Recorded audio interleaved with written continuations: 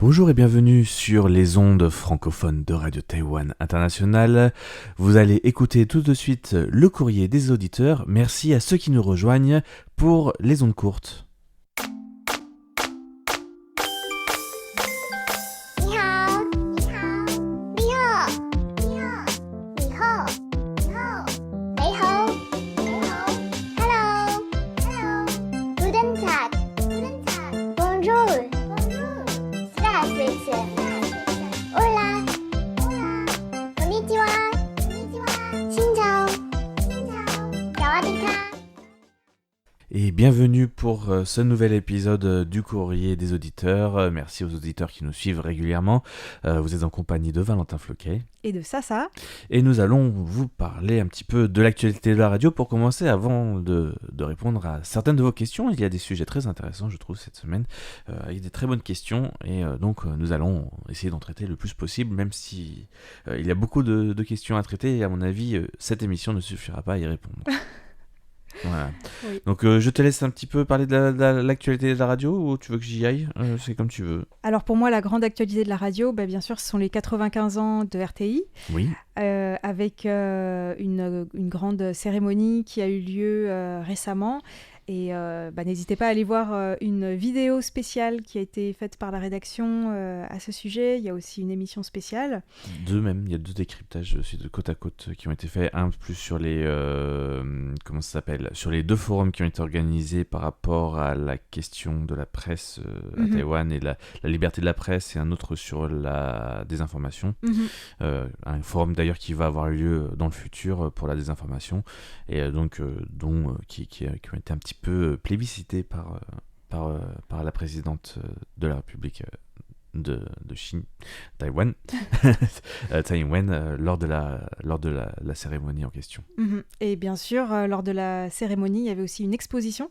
L'exposition des cartes postales envoyées avec des messages de paix par les auditeurs et auditrices de plus de 56 pays. Donc ça a beaucoup marqué les visiteurs. D'ailleurs, le président du Parlement a lu certaines cartes postales. Il en a écrites aussi pour ajouter à la collection. Donc merci encore infiniment à toutes celles et ceux qui nous ont envoyé des cartes postales. Et d'ailleurs, il y avait Danielle Villon qui nous demandait pourquoi elle avait reçu un étui à passeport. En fait, c'est parce qu'elle avait été parmi les premiers à envoyer cette carte postale dans le cadre de l'activité Dear RTI. Et il y a eu un tirage au sort pour quelques personnes qui ont reçu des cadeaux spéciaux. Voilà, donc elle a fait partie des heureux élus du tirage au sort en question. Voilà. D'autres actualités sur la radio, je pense qu'on a fait le tour pour les 95 ans au niveau de l'essentiel. Qu'est-ce qu'il y a d'autre ? Tout est fini au niveau de la diffusion depuis Dan Shui. Oui. On se sent un petit peu seul, entre guillemets, parce Voilà. que quand il y a eu la diffusion, on avait plein de mails, c'était génial. Là, on en a toujours, mais un petit peu moins. Donc, on en a pour nous dire que maintenant, il y a la comparaison qui est faite avec la diffusion depuis la Bulgarie, qui est toujours un petit peu moins bonne, on va dire ça comme ça. Comme à chaque fois, on peut répondre qu'on recommunique ça, bien sûr, au relais, à l'antenne relais, mais que jusqu'à présent, on n'a pas pu améliorer cette situation. Voilà, donc je préfère le rappeler. D'autre part, on va peut-être parler un petit peu des concours de cette semaine, enfin du mois et du trimestre, comme d'hab. Pour le mois de septembre, il y a cette histoire de signature que devra obtenir Terry Guo pour valider sa candidature à la présidentielle de 2024. Et donc la question c'est combien de signatures exactement, sachant que ce n'est pas le seul candidat. De ce que j'ai vu, il y a 10 listes, 10 candidats, 10 candidatures différentes qui pourraient peut-être atteindre ce nombre de signatures. Donc tout va rester sur... tout va être question en fait du nombre de signatures par rapport à... Pour pouvoir avancer sur la course à l'élection présidentielle, bien sûr. Donc, quel est le cadeau ? Quel est le cadeau ? Un porte-clés robot décapsuleur. Alors, C'est pour décapsuler la bière pour fêter Voilà. l'élection, c'est ça Ah bah peut-être, hein, ou alors le jus de fruits, pour ceux qui ne veulent pas boire de l'alcool. Tout est possible, et il y aura 6 gagnants. Bien sûr, il y a 6 porte-clés à gagner avec cette forme de robot. Je pense que il y a une référence au robot. Je ne l'ai pas vu personnellement, je sais pas si tu l'as vu toi. Non, pas encore. Non plus. Donc bah voilà, ce sera un porte-clés robot à gagner. En ce qui concerne le concours trimestriel, c'est un classique maintenant. Oui, parce qu'il reste plus longtemps pour répondre, en fait. Et c'est le nom de l'éditeur, c'est aussi un devoir de mémoire pour nous. On en a aussi parlé d'ailleurs durant les 95 ans de la radio, puisque c'est quand même quelque chose d'assez important à la radio, et que ça a été rappelé par les principaux invités. C'est là, bien sûr, le nom de l'éditeur et animateur à RTI qui a récemment disparu en Chine. Voilà. Et donc ce concours, ça se termine fin septembre. Fin septembre. Donc là, les 2 concours se terminent à la fin du mois. Donc vous avez encore quelques jours, on va dire maintenant, pour pouvoir répondre à ces 2 concours. Et pour le concours trimestriel, ce sont toujours 4 arrosoirs de poche en métal à gagner. Voilà donc pour les annonces de la radio principale. On va peut-être saluer quelques auditeurs Oui, tout et à leurs fait. messages et leur rapport d'écoute, bien sûr. Oui, merci beaucoup pour les nombreux rapports d'écoute et les messages des auditeurs. Alors, je vais citer quelques personnes. Il y a notamment Anand Mohan du Pariwar Bandhu SVL Club en Inde. Il y a Guy Lelouet qui nous écrit depuis la Bretagne. Gilbert Dupont, et que je veux remercier pour sa persévérance, parce qu'apparemment la qualité sonore est assez décevante récemment, d'après ce qu'il nous a dit de là où il capte. Il y a Paul Jamet qui a écouté depuis la Crète en Grèce, et là par contre il a une très bonne qualité de réception, et merci aussi pour les photos de fleurs qu'il nous a envoyées. Il y a Daniel Villon, on va en reparler tout à l'heure avec sa question. Il y a également Najim qui nous écrit d'un autre club des auditeurs dans le Bengale, au Bengale en Inde. Et merci beaucoup pour les vœux de 95 ans de RTI. On voit qu'ils suivent vraiment l'actualité de RTI. Il y a Juan Franco Crespo d'Espagne et Jacques Augustin. On a bien noté la petite erreur à propos de la carte QSL d'Antrey, on va corriger ça. Et également Daphné Arans. Et au Maroc, nous avons 2 personnes qui nous ont écrit. Tout d'abord Jawad Saber et Mouad Belgride, qui nous a envoyé un message vraiment très très émouvant, parce que il est dans l'une des 2 régions qui a été le plus touchée par le tremblement de terre récemment. Et il nous a raconté que sa maison a été démolie, qu'il est venu secourir des personnes près de chez lui, qu'il avait perdu des membres de sa famille. Donc c'est vraiment très très très très triste ce qui nous arrive, et malgré tout en fait il continue à nous écouter, et il nous a vraiment écrit ce message. Donc en fait on pense très fort à lui, à toutes ces personnes. Oui. Tout à fait. Et du coup, en fait, il disait que il y a beaucoup de maisons qui se sont effondrées, et beaucoup de maisons qui étaient en terre et en pierre. Et en fait, ça me fait penser à un article que j'ai lu récemment dans le magazine Reporter, qui disait qu'il y a beaucoup de personnes qui critiquent le matériau-terre, parce qu'il y a eu des maisons en pisé qui se sont effondrées. Mais en fait, selon les experts, c'est pas forcément que ce matériau est mauvais en soi ou ne résiste pas bien au séisme. Il y a eu plusieurs facteurs en fait qui malheureusement ont fait que pas mal de maisons en terre se sont effondrées, notamment le rajout de béton pour rajouter des étages, ou le fait de bétonner certains murs, de mettre du ciment sur les murs en terre. Du coup les murs ne peuvent plus respirer, ils sont fragilisés, etc. Et du coup ça a créé certains drames, mais il faut rappeler aussi qu'il y a certaines maisons en béton qui se sont effondrées aussi, en fait, parce que le tremblement de terre était vraiment très très fort. Mmh.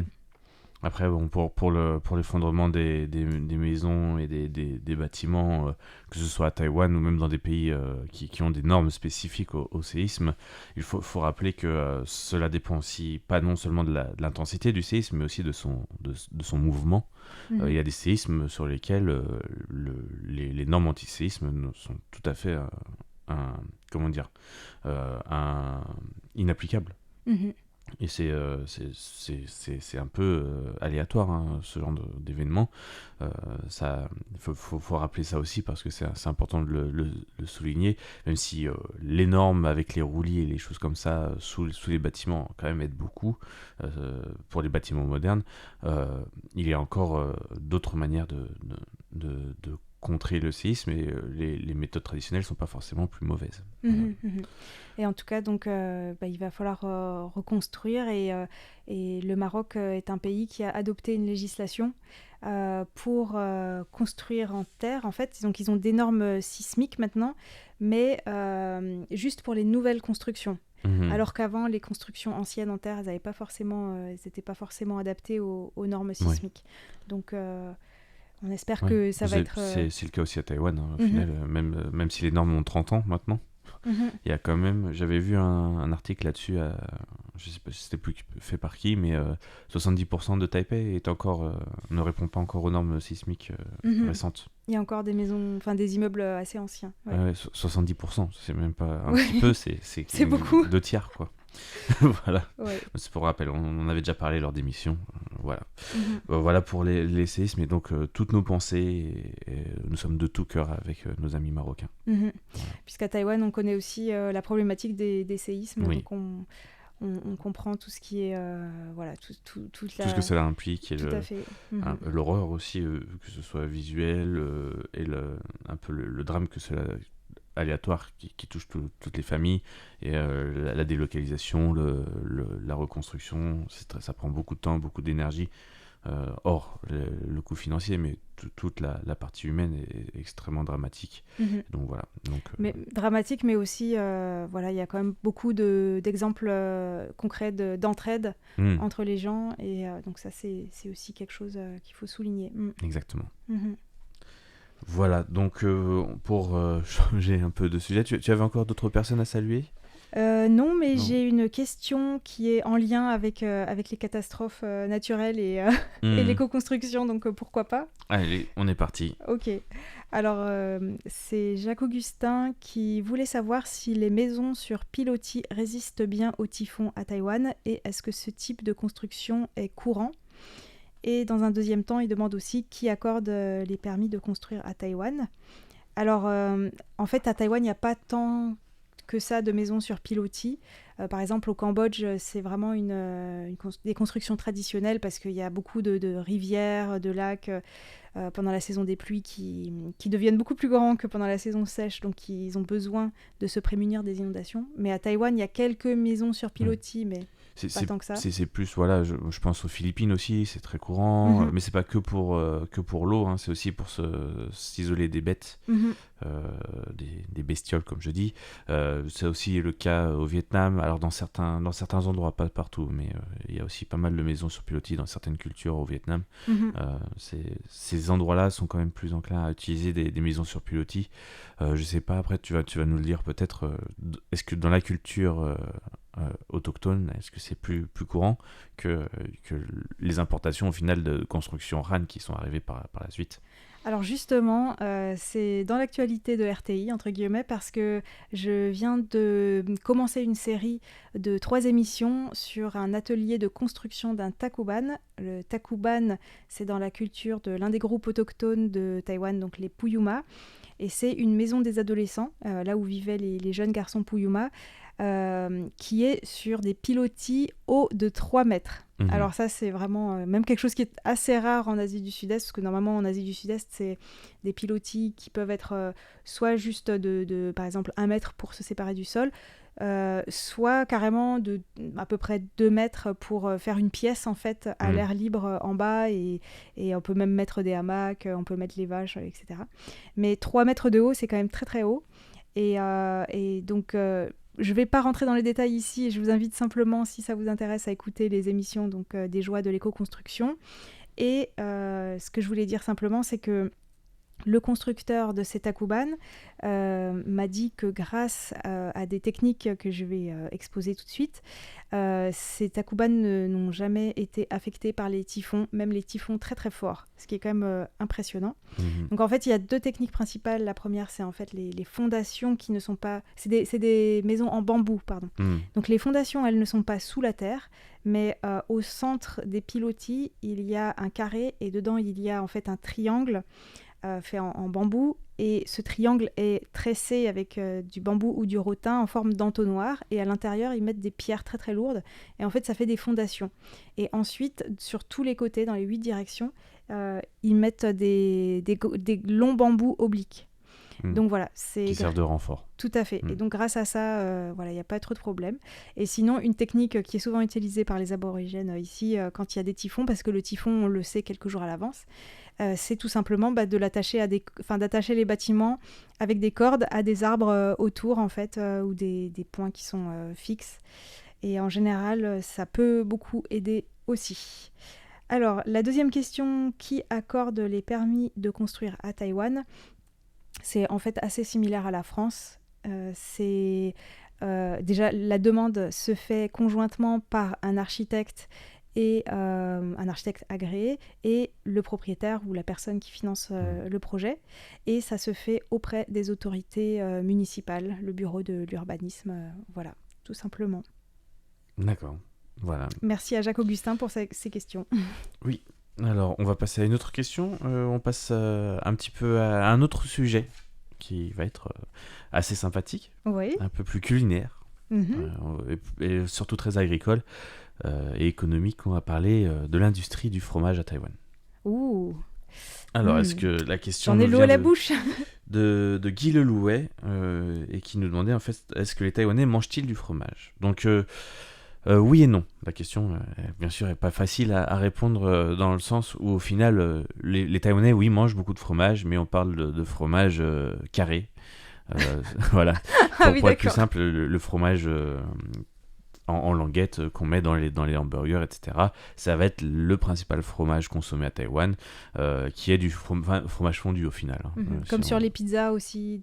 Alors sur les pizzas, c'est encore autre chose. Mais bon, oui, les Taïwanais aiment bien les pizzas quand même. Voilà, mais ouais, mais c'est en termes de quantité de consommation, ça va être quand même le fromage principalement consommé en quantité. Ça va être le fromage qu'on retrouve dans les danping, donc les galettes taïwanaises du matin, dans les hamburgers du matin, dans les sandwichs du matin, parce que ça va être quand même ceux qui vont être le plus consommés. Et après, oui, les pizzas, mais ça reste anecdotique en termes de quantité par rapport à tout ce qu'on trouve justement dans tous ces produits transformés, et ces sandwichs, etc., qui sont quand même consommés quotidiennement, alors qu'une pizza, ça va être une fois par semaine au plus pour un Taïwanais. Là, c'est vraiment tous les jours. Donc, on n'est pas sur les mêmes quantités. Donc, ça, c'est la première chose. Est-ce que les Taïwanais mangent aussi d'autres fromages ? Ça existe. Il y a d'autres fromages consommés par les Taïwanais, notamment un petit peu de fromage de chèvre. C'est anecdotique aussi. Produit à Taïwan, bien sûr. Et il y a aussi les fromages d'importation, mais qui sont actuellement taxés et qui donc restent aussi très, très rarement achetés par les Taïwanais, sauf ceux qui ont eu peut-être une approche ou une interaction à l'étranger avec le fromage, mais cela reste aussi très marginal par rapport à la consommation des produits laitiers à Taïwan. Et donc là, ça va être la suite de mon explication sur le lait et les fromages. Taïwan produit beaucoup de lait. Je ne sais pas si tu le savais. Oui, c'est vrai. C'est vrai que c'est bizarre qu'on voit vraiment peu de vaches à Taïwan, mais effectivement, dans les supermarchés et tout, on voit pas mal de lait taïwanais. Donc, je me demandais si c'était du lait importé ou du lait taïwanais. Mais... Voilà, c'est du lait taïwanais. Et tu sais à quelle hauteur représente le lait taïwanais par rapport au lait importé ? Non. On est à 90%. Waouh. Voilà, donc c'est quasiment que du lait taïwanais qui est produit et consommé à Taïwan. Et justement, il y a une petite frayeur pour les producteurs de lait à Taïwan, c'est qu'il y a un accord de libre-échange entre Taïwan et la Nouvelle-Zélande qui va être entré en vigueur en 2025. D'accord. Et du coup, la Nouvelle-Zélande étant un grand producteur de lait, ils ont peur de produits laitiers, oui. Et ça fait quand même plus de taxes pour la Nouvelle-Zélande dans ce cadre. Donc ça va être quand même une grosse concurrence pour les Taïwanais. Et on voit déjà des Taïwanais qui commencent à revendre leur élevage de vaches. D'accord.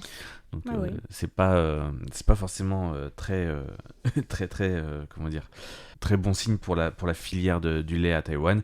Et donc récemment il y a les associations des produits laitiers et du lait qui ont demandé au gouvernement et au ministère de l'Agriculture, mais pas que, aussi au ministère c'était une demande conjointe sur trois ministères, le ministère de la Santé, le ministère de l'Agriculture et le ministère comment ça s'appelle, de l'économie, de travailler ensemble pour revoir les lois concernant la transformation du lait à Taïwan. Sachant que, comme au Japon, pour l'instant, la réglementation empêche quasiment totalement la transformation de produits laitiers à partir de lait cru, et que le fromage principalement c'est fait à partir de lait cru. Donc c'est un problème. Il faut savoir aussi que en fait, la plus grande entrave pour transformer le lait à Taïwan, ce n'est pas forcément les réglementations sanitaires, mais il y a un autre problème. Est-ce que tu pourrais savoir c'est quoi? Non, vraiment, je vois pas. Qu'est-ce qui empêche les Taïwanais de faire leur propre fromage? C'est peut-être les mentalités, non? Puisqu'ils mangent pas beaucoup de fromage? Non, même pas. C'est même pas ça. En fait, le plus grand problème, ce sont les lois qui empêchent en fait de transformer soi-même le lait.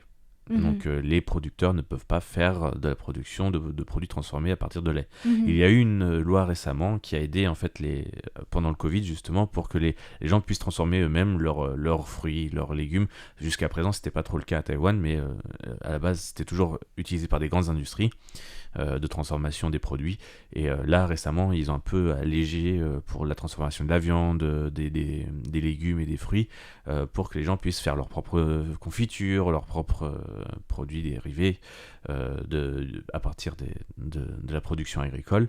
Mais le lait ne fait pas partie de ces produits. Et ils sont très à cheval, ils ont très peur de ce qu'on appelle la contamination croisée dans le lait. Et donc le lait n'a pas été mis, la production laitière n'a pas été mis dans cette aide en fait à l'agriculture pendant le Covid. Et donc il faut savoir quand même que les Taïwanais produisent à peu près 1,12 à 1,3 million de litres de lait par jour. Ah oui, quand même. Parce Donc, que je pense, enfin bon, il faudrait comparer avec, par exemple, une moyenne en France, d'autres pays comme la pays, France. Parce que c'est vrai qu'en France, en fait, dans pratiquement tous les plats, il y a du beurre, de la crème, enfin des produits laitiers. Alors qu'à Taïwan, même s'ils produisent 90% de leur lait, il y a quand même globalement beaucoup moins de produits laitiers dans l'alimentation. Mais... Oui. Moi, je pense qu'on est largement au-dessus en France. On doit être à des taux beaucoup plus élevés, mais par contre, pour transformer ces produits, il faut au moins une pièce, un local dédié de 300 mètres carrés minimum. Ah oui, c'est beaucoup. Et c'est énorme parce que en Europe, en moyenne, c'est 10 fois moins. Ah oui. Donc ça fait, voilà, il suffit juste d'une pièce au final pour faire son fromage, pour faire son yaourt, etc. C'est un des problèmes. Une des autres problématiques que rencontre Taïwan, c'est que pour faire du fromage, il faut des bactéries. Ces bactéries doivent être importées parce que Taïwan ne les produit pas, vu que la filière reste trop petite, et que justement une des productrices, là, dans un gros dossier que j'ai lu, disait que sur 1 kilo de bactéries importées, les laboratoires des douanes en prélevaient 600 grammes. Ah oui, quand même. Pour faire une inspection seulement sur 100 à 200 grammes, mais ils ne rendent pas le reste. Donc c'est un peu problématique quand même, parce qu'elle, pour faire ces 500 kilos elle produit la productrice en question qui fait de la burrata et ce genre plutôt des fromages italiens, parce qu'elle a été formée au Japon et en Italie. Elle disait que c'était un peu un problématique parce que elle fait que 500 kilos de lait par mois, je crois, ou un truc comme ça, et là-dessus il lui faut qu'un kilo de bactéries pour pouvoir faire tout son fromage. En plus ce sont des fromages frais, donc les bactéries la demande en bactéries est peut-être moins importante, et donc si en plus il y a 600 grammes qui partent, faut qu'elle en achète 2 kilos pour une consommation d'un mois, quoi. Alors que voilà. Donc comme je le disais, en fait, les associations de production laitière à Taïwan demandent des réformes de la part du gouvernement, qui fait un peu sourd d'oreille. que ce soit le ministère de l'Agriculture ou les autres ministères appelés à travailler, parce que bon, justement, les problèmes de normes, de bactéries, etc., ça relève plutôt de la santé. Le problème d'importation, ça relève plutôt de l'économie. Et, enfin bon, voilà, tout ça. Et l'agriculture, donc ça relève d'un autre problème. Le truc, c'est que là, avec l'annonce de la Nouvelle-Zélande, les producteurs de lait à Taïwan commencent à un peu se débiner et le cours, toute l'économie autour de l'industrie laitière est en train de s'effondrer. Par exemple, rien que l'achat de vaches à lait a baissé de moitié.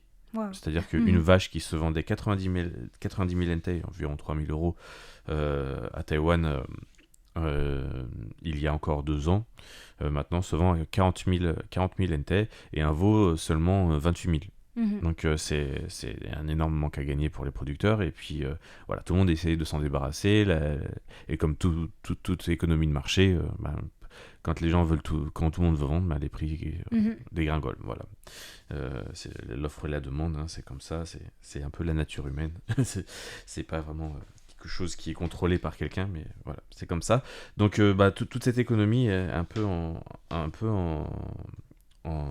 comment dire, en recul. En recul et donc il faut avoir la production néo-zélandaise pourrait mettre carrément un gros arrêt à cette industrie à Taïwan et à toute cette filière, qui est dommage parce qu'elle date quand même de 1975 et que elle a été qui est local, quoi. Elle a demandé beaucoup d'efforts de la part de Taïwan, ne serait-ce que pour la sélection des bœufs, des vaches, etc. pour créer une vraie filière de vaches à lait à Taïwan, parce que le climat n'était pas forcément propice à l'élevage bovin de vaches à lait. Et donc voilà, pour terminer sur ça, et quand même c'est local, alors que du coup la Nouvelle-Zélande, ça voudrait dire que de faire venir du lait de je sais pas combien de milliers de kilomètres quand même. Oui, exactement. Et, voilà, en plus, au niveau écologique, ce n'est pas très souhaitable. Surtout que, voilà. Et ce qui est aussi conseillé par rapport aux professionnels dans le métier au niveau du fromage, c'est pas de faire du fromage fondu, hein, c'est pas l'intérêt, parce que de toute façon, c'est économiquement pas rentable, parce que là, on est à des histoires de 10 NT le litre, ou même pas en dessous pour acheter le lait. Là, je parle du lait en gros. Hein, pour pouvoir rivaliser, mais c'est de faire du produit transformé et des produits locaux. Et on peut dire justement qu'une des personnes qui témoignait là dans l'article que j'ai lu disait que elle avait créé plein de choses, du fromage au magar, du fromage au sumac. Je sais pas si tu connais le sumac. C'est un genre de c'est un bois qui peut remplacer le sel, ou plein d'autres produits comme ça laitiers. En tout cas, je note, hein, parce que le fromage au maga, ça m'intéresse, je vais essayer de trouver. Et donc, je te donnerai les références hors antenne et de la personne. Et elle fait aussi, là, sa dernière invention, c'est une burrata fourrée au coulis de mangue. Coulis de mangue, waouh. Ouais, et ça, de mangue de Taïwan, bien sûr, des mangues Aiwan, très succulentes, mangue Aiwan. Voilà. Bon, voilà, pour finir conclure et vous donner un peu l'eau à la bouche. Voilà sur le sujet du fromage à Taïwan. Je pense qu'on a fait bien le tour. J'ai pas donné des chiffres exactement de consommation de fromage, mais ça reste anecdotique par rapport à ce que consommerait un Français. J'avais pas les chiffres, c'était pas vraiment la question de l'article que j'ai lu, mais je trouvais ça très important de revenir un petit peu sur toute cette situation qui est un petit peu en suspens, et le fromage devrait sauver Taïwan, peut-être, en tout cas la filière du lait, et donc à voir dans les prochains mois, les prochaines années, ce que va faire le gouvernement. Voilà. Tout à fait. On espère effectivement que le fromage, entre guillemets, va sauver la filière du lait taïwanais. Et on remercie donc Guy Lelouet pour sa question simple qui a pu me permettre de développer beaucoup sur ce sujet. Pour terminer, on avait une question sur ce qu'est la Mandopop, ce qui paraît un peu bizarre comme nom. C'était Daniel Villon, je crois. De Daniel Villon. On reviendra dessus la semaine prochaine, sans doute, car elle demande plus de développement et il y a pas mal de choses à dire sur ça, parce qu'il y a plein de... Sur toute l'Asie, en fait, chacun a son nom d'appellation, plus pop à la fin, pour parler de la culture populaire musicale d'un pays ou d'une culture, c'est pas forcément un pays. Et donc voilà, on développera ça la semaine prochaine, car on arrive déjà à la fin de l'émission, et donc je vais vous remercier d'avoir écouté ce courrier des auditeurs. C'était Valentin Floquet. Et ça pour Radio Taïwan International. À bientôt. À bientôt.